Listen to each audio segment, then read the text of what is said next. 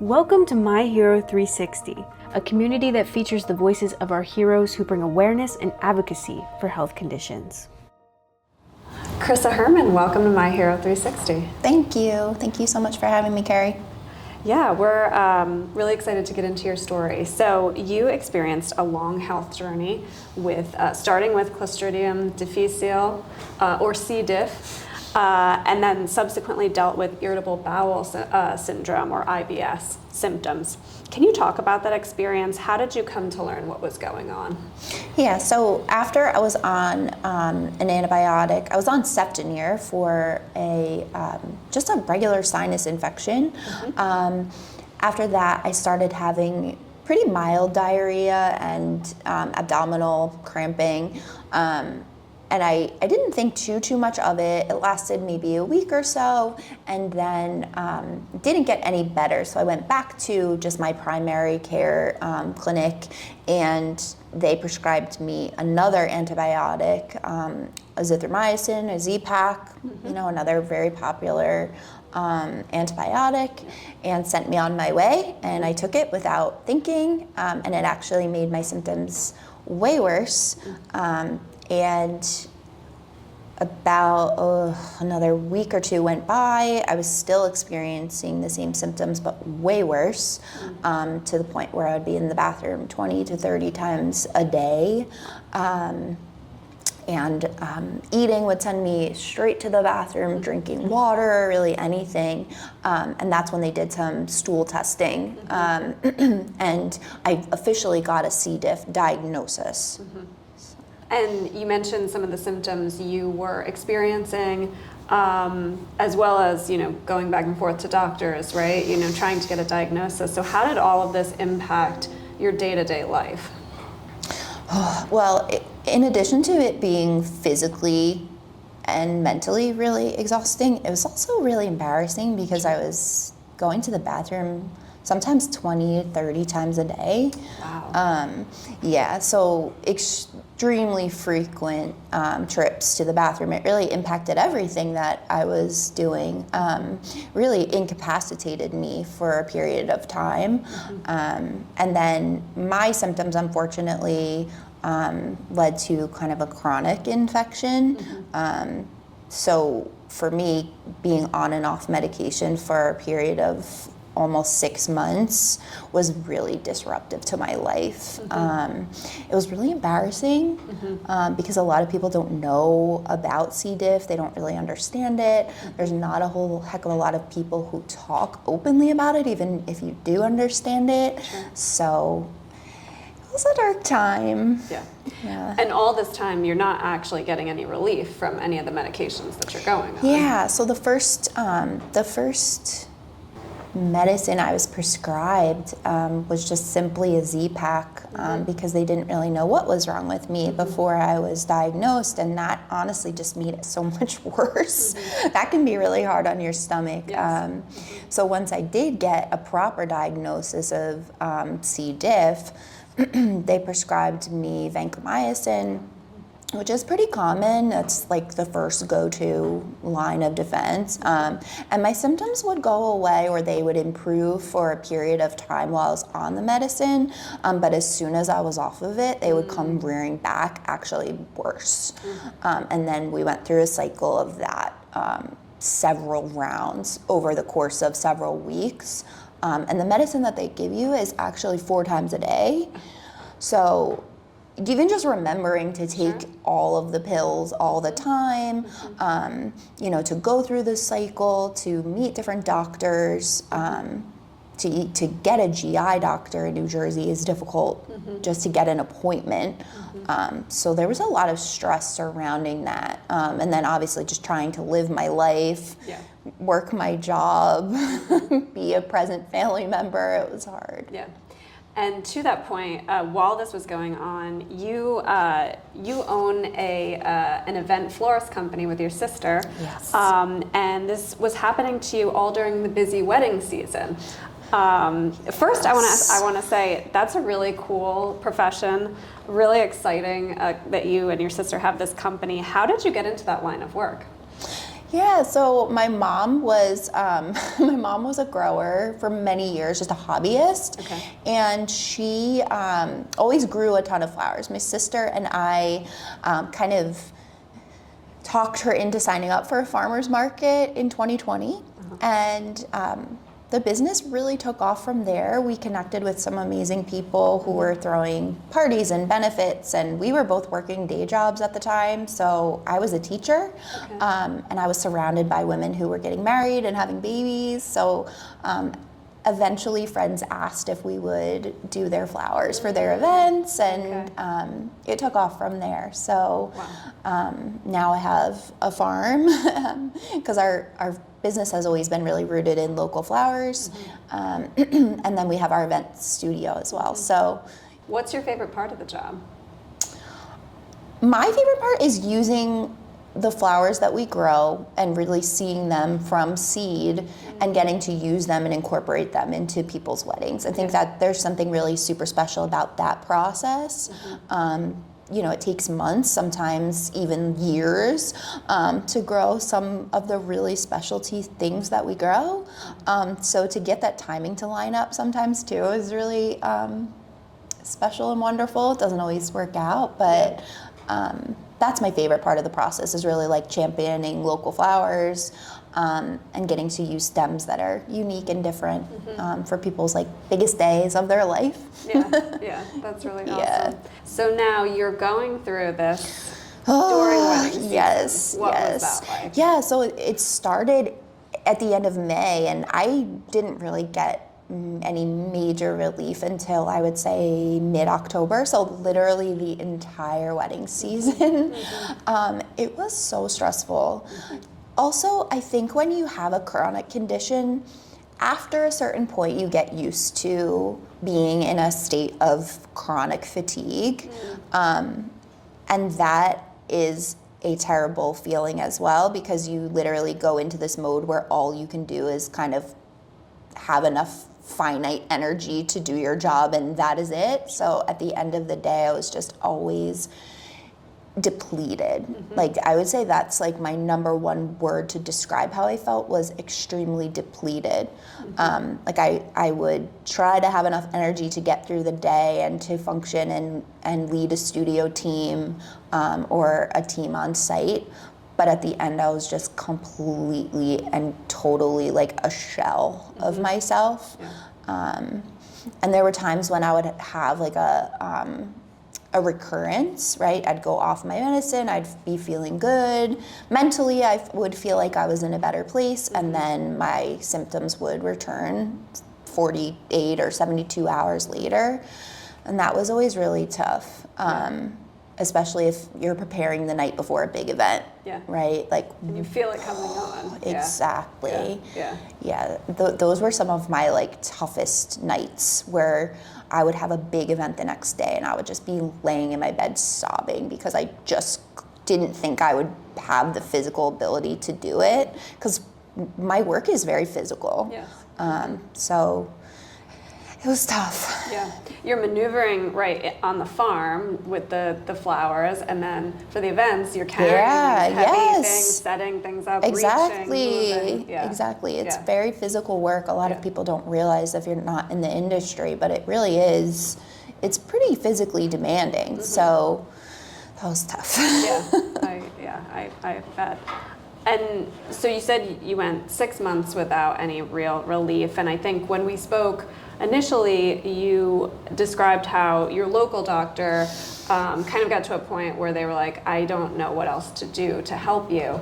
What is that like when someone tells you that? So disappointing. Yeah. For me, it took several weeks, maybe even a month, I would say, about a month to get a GI appointment just with a specialist. So from my primary care, kind of elevating things to seeing a specialist. And initially when I saw the specialist, you know, I got some kind of mental clarity on like, okay, this person thinks they could help me, prescribed me another round of antibiotics, and we would monitor. But unfortunately, with it being a chronic infection, it would just come right back. And so eventually, the GI specialist who said, it's really out of my hands, it's out of my league at this point. To me, that was so frustrating and so, honestly, so disappointing, because I did not know where to turn at that point. Yeah. My mother, who was a nurse for 42 years, went with me to one of my appointments and was asking a lot of questions. And unfortunately, the doctor that I saw just didn't have answers for me. Wow. So we would ask questions about diet, things I could be doing, maybe supplements or vitamins that I could be taking that would assist me. And I didn't really get any solid answers. Then eventually they referred me to an infectious disease doctor, who gave me a range of different potential treatments, but nothing felt really solid. There was nobody in my corner to really say, do this, don't do this, here is what you need. So that level of frustration just kind of compounded over time and just turned into like disappointment and despair, because eventually you hear so many different things. That's when I turned to the internet, which can be a scary place as well. So it led me ultimately to finding help and finding the right people. But there was a lot to get there. There was a lot of frustration and a lot of feelings and anxiety to get to that point. Yeah. So let's talk about that. You turned to the internet, you turned to social media, which I feel like is something people often do, when they're struggling with a similar situation. And maybe there's the good and the bad of social media, Yes. You don't know what you're going to get out there. But it actually led you to, someone recommended a doctor at Mount Sinai in New York. Tell me about that. Yes, so on one of my lowest nights, I was laying in my bed sobbing to my husband, and I ultimately I started on Facebook, trying to find somebody who was dealing with the same condition as me. And there are thousands and thousands of people out there. So I joined 2 groups on Facebook for people suffering with C. diff. And like we said, the internet can be a scary place. There's people doing all sorts of home remedies and things, but there are also people who genuinely have been through it and want to help. So I posted my story. I said I've been dealing with this for many months now. I probably overshared, but I was so frustrated and upset at that point. And I was able to find someone who commented on my post, and she said, I'm gonna send you a DM. And I was like, okay. This random person from New York, from Long Island, she was my angel. And she sent me the information of a doctor at Mount Sinai who specializes in recurrent C. diff. And he wound up being really a huge part of my story. So That's amazing. Yeah. And so you ultimately wound up on a clinical trial for a treatment. I think you had said there was a treatment, but there were some insurance issues, which is highly relatable. I'm sure, unfortunately, people can relate to that. So tell us about the clinical trial. What was that experience like? Yeah, so when I went to Mount Sinai for the first time, I was so taken aback because I was at, like I said, a really low point, feeling like there was no one out there who could help me. But knowing that I was at a research hospital, seeing a specialist who really that was his research and his life's work, I did feel hope going in. So the doctor came in after a little while, and he actually took my hand and said, you are my bread and butter. We are going to fix this. I'm going to help you. And he was like, I got to go see another patient and I'll be right back. But even just before my full appointment, I felt like a little bit of relief knowing that there were people out there who do that work, who research C. diff every day. and that was a really good start. Yeah. So then they presented me with several options, looking at my labs, and there were several appointments leading up to what ultimately happened, which was me getting an FMT.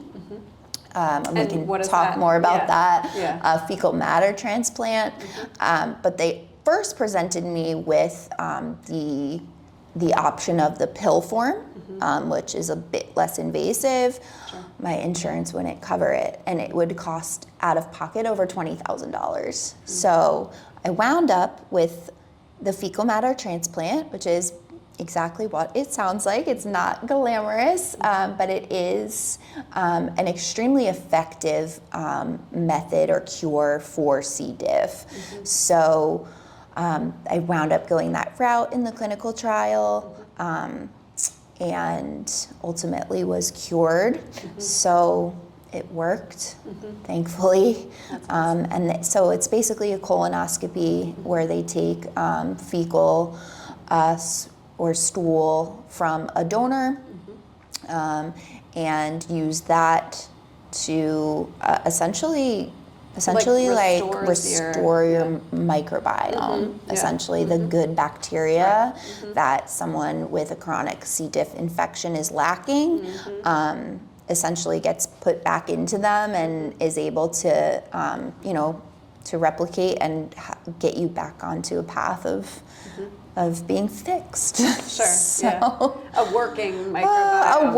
Microbiome, which is something that I didn't have for a long time. So, yeah, it was a journey. But I was so grateful to the team there, and knowing I could be part of that research and hopefully help other people who are in the same position was really a special process. Yeah. Now, did you have any second thoughts or concerns about going on a clinical trial, or by that point you were like, I will do anything that this doctor, who I trust, tells me to do? By that point I was pretty open to whatever would help me and get my life back to normal. What was this clinical trial looking to gain in terms of the data? Yeah, so they are researching donor stool versus essentially like a man-made product that would basically take all of those wonderful pieces of the microbiome and essentially do a similar thing as the FMT. So all those like amazing gut bacteria, but not having to rely on a donor stool, if that makes sense. Yeah, no, that's really interesting. Because it is so nice to have donors in any way, right? There's a lot of people who donate for science, but to be able to not have to rely on that if there's a shortage or, that's really interesting. That's really cool. And so afterwards, you start to feel yourself, come back to life. Yes. What was that like? So it was good, but it was also a process. For me, as a healthy, or what I consider to be pretty healthy and active young person, I thought the process would be pretty fast. But after the ordeal that I went through, it took some time to get my colon and bowel system back to its normal kind of like state. And really be able to eat certain foods. For a long time, I stayed away from so many foods because I had been hearing different opinions and different people telling me, eat this, not that, stay away from dairy, stay away from meat, processed this and that, sugar, caffeine, so many different things. Right. I was essentially living at this point on a diet of like chicken and rice. Wow. Because those were two things I knew that my body could handle. So incorporating fruits and vegetables and fiber back into my diet was actually pretty challenging. I thought it would be a bit of an easier process, but once you've been through something like that for several months and you kind of like deprive yourself of normal, a balanced diet, it was a little more difficult than I expected. Did you have any sort of fears throughout the process of like starting to be fearful of food almost? Oh, yes. Yeah. Absolutely. Absolutely. I was really, for a long time, if I ate something that was full of fiber or fruits or vegetables, I would immediately be in the bathroom. Like, to the point where there were work days, I would work the entire day and not eat because I was just afraid that it would just immediately, like, incapacitate me. So, I definitely put myself through some additional stress through that. So it took some time, but ultimately I found a wonderful registered dietitian who helped me reintroduce certain foods back into my diet slowly. And that made a big difference for me as well. What in particular made it so impactful for your journey back to full health? I think just somebody who understood my fears and was willing to really break things down in a really simple way and say, okay, we are going to start today and we're just going to have like plain, we're going to do plain rice and maybe we'll incorporate like one serving of vegetables and it'll be something really easy to digest, like a carrot or something like that. And she really broke it down for me. She gave me like a full list of things I could get at the grocery store that were like safe type of foods, and really took it like back to the basic square one to get me to a point where my body was able to kind of like calm down. And accept like new things eventually, little by little. Yeah. And I think when we spoke, you told me once you finally got through this, you gave yourself a little bit of a present. What was that? Yes. So we booked a trip to Hawaii, That's awesome. Yes, I remember one of my trips to New York City. For the clinical trial, I told my doctor, I was like, I think I'm going to book a trip to Hawaii. And he was like, we are going to get you on the beach, C. diff free, having a Mai Tai or whatever you like. And I was like, I really hope you're right. And there was ups and downs throughout the process where I was like, I don't think I'm going to make it there. But I made it there and I had an amazing time and lived it up. So. Yeah. Well was deserved. Great. For Yes. you and your husband. Thank you. Yeah. Because your husband was going through this with you. Yeah. Well, for me, I was too afraid of the flight. Like that's a long flight. It's a long flight, and an airplane bathroom already scares me. Yes. Minus C. diff aside. Yes. So, but yes, my husband was with me. He was an incredible supporter through it all. We definitely both learned a lot. It was tough. And at the time, my in-laws were living with us as well. And they're in their 70s. And so for them, C. diff is a bit more of or for me, I should say, it was a fear of giving it to them because in older people, it can be very serious. It can be deadly.